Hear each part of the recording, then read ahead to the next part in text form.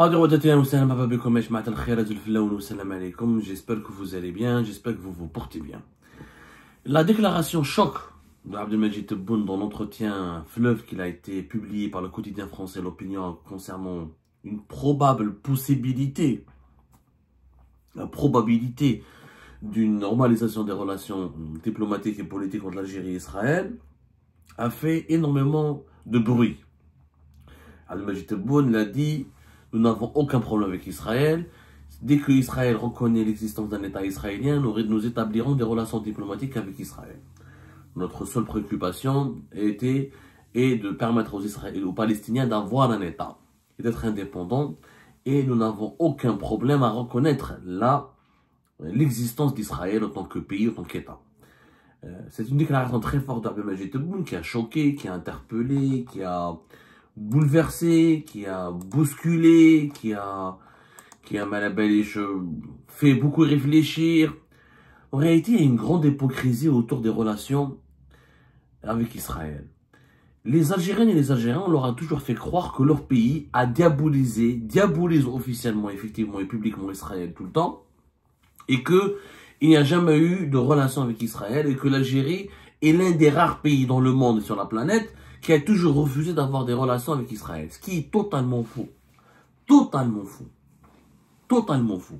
Il y a eu des liaisons à maintes reprises entre l'Algérie et Israël. Il n'y a pas eu de relations, mais il y a eu des échanges et des liaisons. L'Algérie n'a jamais pu ignorer totalement Israël. Même si l'Algérie a combattu militairement Israël en 1967 et en 1973 aux côtés de l'Égypte, de la Syrie et des autres pays arabes qui étaient impliqués dans les deux guerres israélo-arabes, l'Algérie, dans les années 80, dans les années 90, dans les années 2000, elle a entretenu des échanges et des liaisons non officielles, discrètes et secrètes avec Israël. Pour une raison simple, c'est que Israël ne peut pas être ignoré sur l'échiquier économique, technologique, militaire, sécuritaire, mondial. Tu ne peux pas ignorer Israël. Il y a eu toujours des relations. Tous les pays du monde, les pays qui aspirent à jouer un rôle important sur la scène mondiale, les pays qui ont des atouts économiques importants, les pays qui aspirent à se développer, à un moment donné de leur évolution, sont confrontés à des intérêts israéliens, à des enjeux israéliens ou à des acteurs israéliens. C'est inévitable.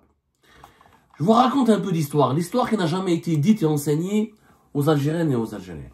Durant les années 80, l'Algérie a entretenu des liens avec Israël. C'est pas moi qui le dis.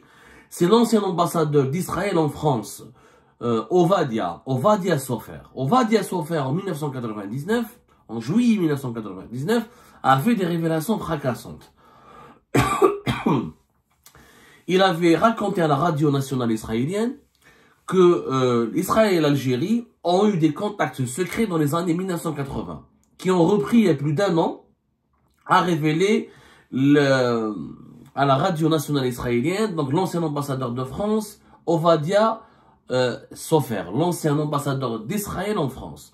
Lors de ces rencontres qui se sont déroulées à Paris, les Algériens ont essayé en vain de convaincre Israël de reconnaître l'OLP pour parvenir à un règlement de paix au Proche-Orient.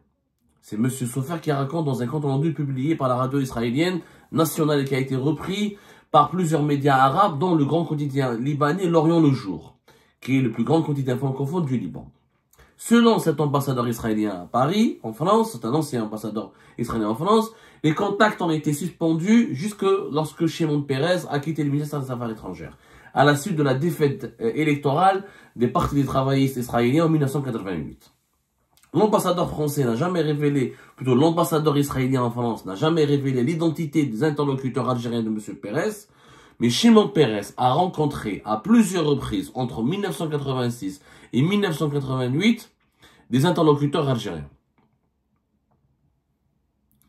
Les Algériens entre 1986 et 1988 avaient entrepris une négociation ou des pourparlers avec les Israéliens secrètement pour que Israël reconnaisse l'OLP, l'Organisation de la Libération de Palestine. Je rappelle que Yasser Arafat a proclamé l'indépendance de l'Algérie et l'indépendance de la Palestine depuis Alger en novembre 1988. Selon toujours la même source, l'ancien ambassadeur d'Israël en France, Ovadia Sofer, il a révélé dans son témoignage que c'était un haut responsable algérien, ancien chef du FNL, mouvement de libération de la FLN, qui était très proche du président Chadli Benjedid et qui était proche, plus tard, d'Aïs Bouteflika, qui avait rencontré à 2 reprises Shimon Peres à Paris.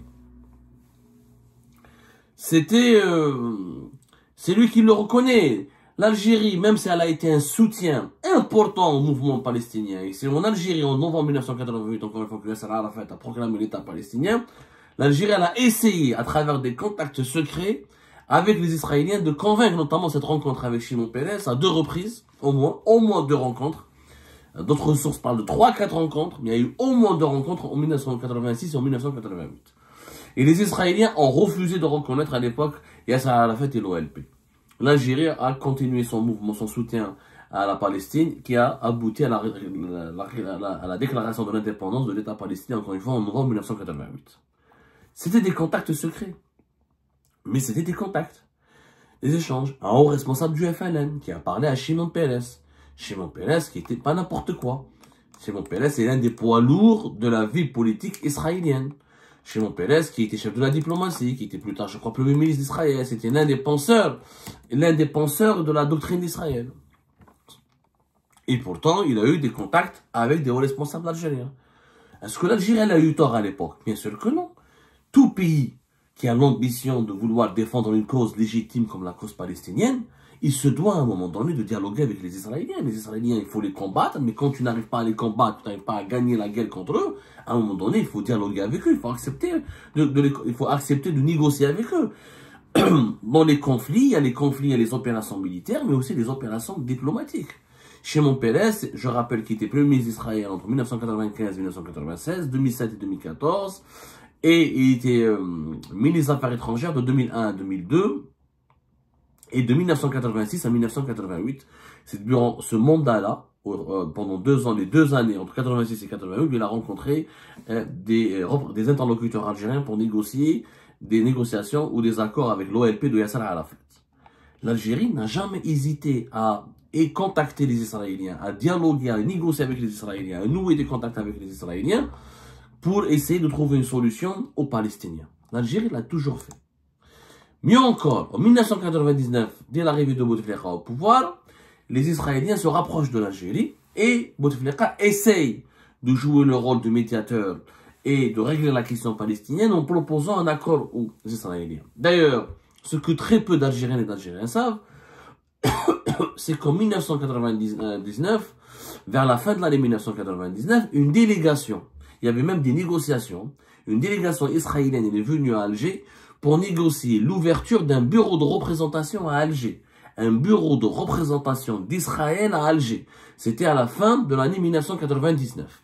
D'ailleurs, Le Monde, à l'époque, il y a un article du Monde qui avait retracé ces pourparlers secrets entre le régime d'Abdelaziz, donc le président Abdelaziz Bouteflika à l'époque, et les autorités israéliennes, composé de 5 Israéliens.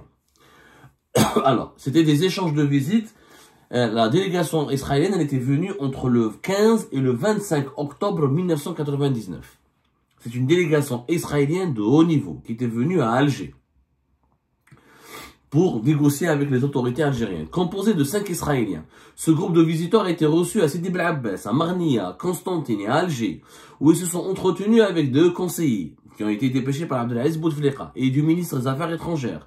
Les discussions ont porté sur les dossiers des relations bilatérales. Ils ont également, les 5 Israéliens, ils ont même rencontré à l'époque les responsables de plusieurs ministères, dont des généraux de l'armée, dont des généraux algériens avaient rencontré les membres de cette délégation israélienne qui a séjourné donc pendant 10 jours en Algérie, du 15 au 25 octobre. Les Israéliens avaient même il était même prévu qu'une délégation algérienne de haut niveau se rende en Israël juste après le ramadan de l'année 2000. C'était en l'an 2000 qu'une délégation algérienne devait aller. On n'a jamais su la vérité. Est-ce que la délégation algérienne est partie ou pas partie? Il n'y a jamais eu de confirmation officielle. Il y a beaucoup de mythes, beaucoup de spéculations. Donc je ne veux pas parler de quelque chose dont je n'ai pas eu la confirmation. Mais la délégation israélienne, composée de 5 personnes, qui a séjourné en Algérie du 15 au 25 octobre 1999, ça s'est confirmé, c'est de l'histoire. Les Israéliens l'ont attesté, les Français l'ont attesté, et même plusieurs sources algériennes l'ont attesté.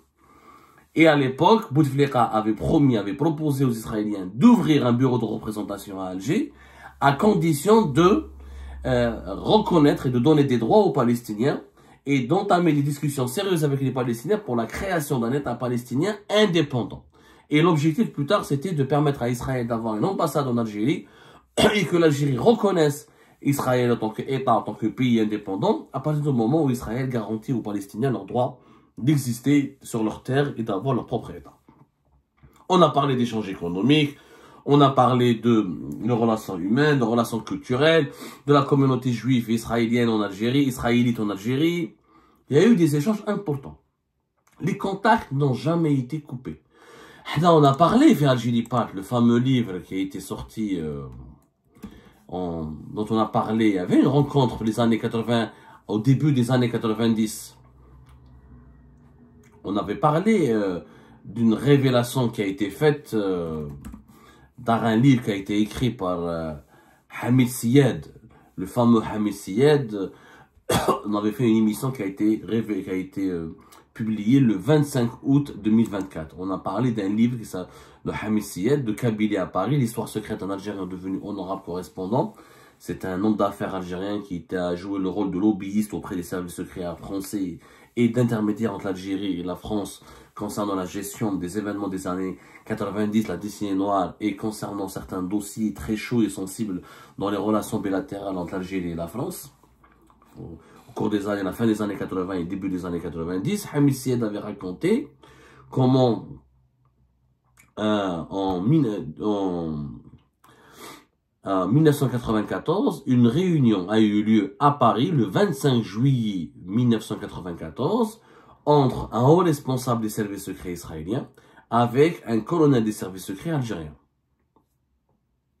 Et l'objectif était que les Israéliens portent une assistance ou aident l'Algérie à l'époque, gouvernée par Yamin Zerouel. Et Yamin Zerouel avait autorisé lui-même personnellement cette rencontre entre les services secrets algériens et les services secrets israéliens pour identifier les voies de coopération qui permettraient à l'Algérie de mieux lutter contre les mouvements islamistes radicaux terroristes qui avaient semé le chaos et qui avaient provoqué de nombreux massacres sur le territoire algérien. Donc, dans les années 80, dans les années 90, comme à la fin des années 90, il y a toujours eu des liaisons et des échanges entre Israël et l'Algérie. Et ces liaisons et ces échanges n'ont jamais été interrompus. Juste, ces échanges et ces liaisons se sont déroulés en toute discrétion, à travers des canaux très secrets, souvent via les services secrets, ou des rencontres qui n'ont jamais été officiellement assumées. Est-ce que l'Algérie a eu tort? Bien sûr que non. Pourquoi? Parce qu'encore une fois, on ne peut pas ignorer Israël quand on veut jouer un rôle important dans le monde d'aujourd'hui, dans le monde depuis les années 70, les années 80, Israël est une puissance économique et politique importante. Il faut savoir, que ce soit dans les technologies d'information et de communication, dans l'industrie pharmaceutique, dans l'industrie militaire, dans les systèmes d'espionnage et de cybersurveillance et de cybersécurité, dans pas mal de domaines scientifiques et technologiques, il est inévitable de ne pas travailler avec des acteurs. Et on ne peut pas, c'est pas possible de ne pas travailler avec des acteurs israéliens. Israël domine les classements de pas mal de domaines d'innovation technologique. Tel Aviv est classé parmi les 5 plus importantes villes au monde en termes d'écosystème pour les startups. Il faut savoir qu'en Israël, il y a 7000 startups, 220 capitaux risques et 300 centres de recherche et développement de multinationales. Les grandes multinationales mondiales ont installé en Israël leurs centres de recherche. Il faut savoir que les Israéliens dépensent 4,3% de leur richesse pour la recherche et le développement. C'est le pourcentage le plus élevé au monde.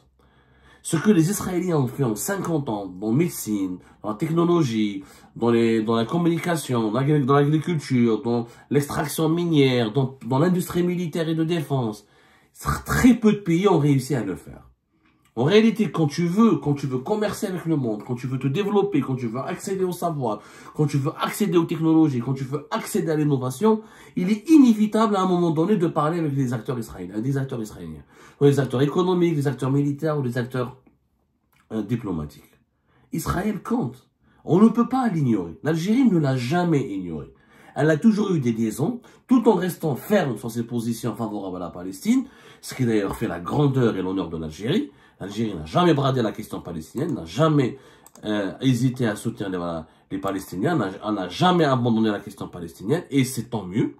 Je dis bien, et c'est tant mieux, mais l'Algérie n'a jamais été dans une position radicale, extrémiste, c'est-à-dire de ne jamais reconnaître Israël, de ne jamais parler avec Israël, de ne jamais traiter avec Israël. Pas du tout. L'Algérie était dans une position pragmatique. Oui, je dialogue avec les Palestiniens quand c'est nécessaire pour les intérêts de l'Algérie et pour faire avancer les intérêts des Palestiniens. Et oui, l'Algérie n'a pas de problème avec Israël.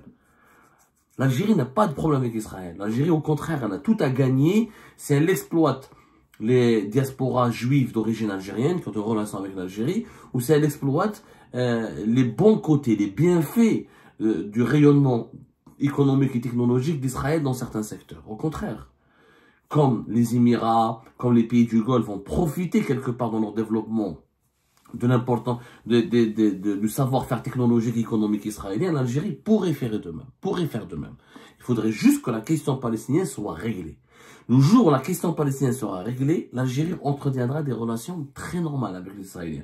Il n'y a pas de haine gratuite et méchante pour les Israéliens. Ce qui a été dit par les médias et par le régime Tebboune de 2020 à 2025 en essayant de faire de la propagande jour et nuit contre Israël, c'est que des éléments de langage, de propagande encore une fois. C'est pour la consommation interne, c'est pour détourner l'attention des Algériens et des Algériens sur d'autres problèmes plus importants de leur pays. Mais au fond d'eux, les dirigeants algériens rêveraient de normaliser leurs relations avec Israël. Ils rêveraient d'avoir une coopération efficace avec Israël. Parce qu'une coopération pragmatique efficace avec Israël, c'est un renforcement de la sécurité nationale et du développement de l'Algérie. On ne peut être que gagnant si on tire profit de bonnes relations avec Israël. Mais malheureusement, ce n'est pas possible parce qu'il y a des principes, une doctrine diplomatique et géopolitique algérienne qui est fondamentale, qui est le soutien absolu à la question palestinienne. Il y a une population algérienne aussi qui est pro-palestinienne de conviction. Donc, mais le jour où il n'y aura pas de guerre, il n'y aura pas de violence, où il y aura une paix au Proche-Orient, l'Algérie, la Tebboune a complètement raison de le dire, et c'est pas du tout trompé, c'est une vérité géopolitique, une vérité fondamentale que notre population doit comprendre, que les dirigeants de l'Algérie reconnaîtront Israël sans aucune difficulté.